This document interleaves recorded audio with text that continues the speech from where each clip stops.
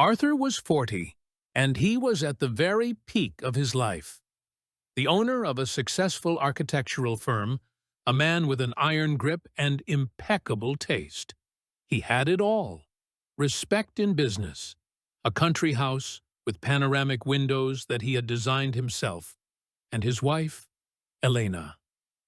Their marriage had lasted 7 years, and from the outside, they looked like a cover model couple. When reciting the vows for better, for worse, in sickness and in health, Arthur poured his entire soul into them. And then came a rainy November. Wet asphalt, a truck swerving into the oncoming lane. Arthur didn't even have time to be scared, just the deafening screech of metal and endless darkness.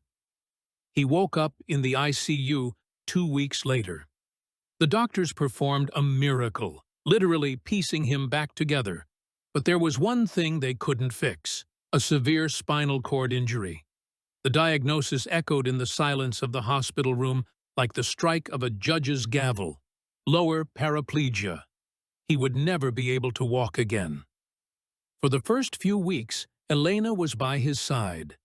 Within the clinic walls, she brilliantly played the role of a selfless wife struck by tragedy. But when the hospital drama ended, and the harsh, mundane reality began, the mask cracked. Returning to a house equipped with ramps and medical beds destroyed her aesthetic paradise.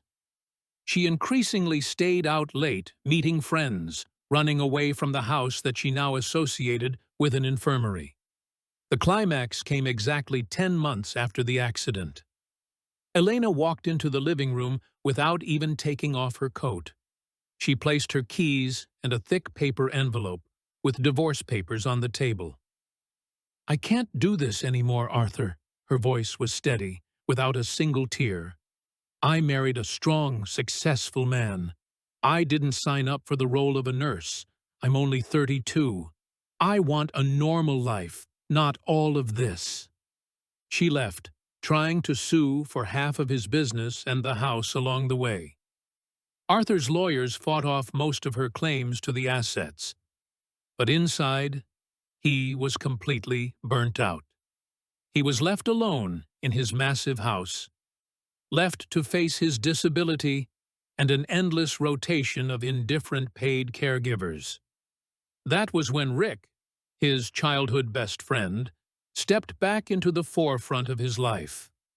Rick didn't offer empty words of consolation.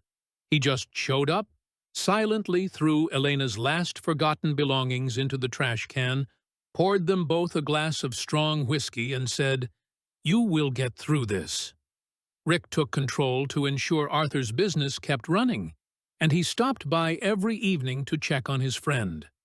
But the hired nurses continued to irritate Arthur with their clinical detachment. He was angry at his helplessness and sank deeper into depression. Everything changed one evening when Rick didn't arrive alone. With him was his younger sister, Clara. Arthur remembered her as an awkward teenager with braces who was always hanging around or when he and Rick were fixing motorcycles in the garage. Now, she was a grown, calm, and confident woman with a warm smile. Clara took over Arthur's care, and in her movements, there wasn't an ounce of that squeamish pity he had seen in his ex-wife's eyes, nor the mechanical indifference of the hired nurses. She helped him with his rehabilitation, forced him to work on his projects, laughed at his dark jokes, and wouldn't let him give up. It was only a few months later, when Arthur started smiling again and genuinely looking forward to her arrival, that Rick let it slip over a pint of beer. It turned out that back in those high school years, Clara had been head over heels in love with Arthur. She had kept this pure childhood crush deep inside all this time, even when he married someone else. And when she found out that Arthur was left alone and broken, she simply dropped her routine to be there for the man who once seemed like an unattainable ideal to her. 2 years after the accident, Arthur was sitting in his wheelchair on the terrace, watching the sunset. The tragedy had taken away his ability to walk, and his wife's betrayal had nearly driven him out of his mind. But now, hearing Rick and Clara loudly arguing about something with laughter inside the house, he felt a strange sense of peace.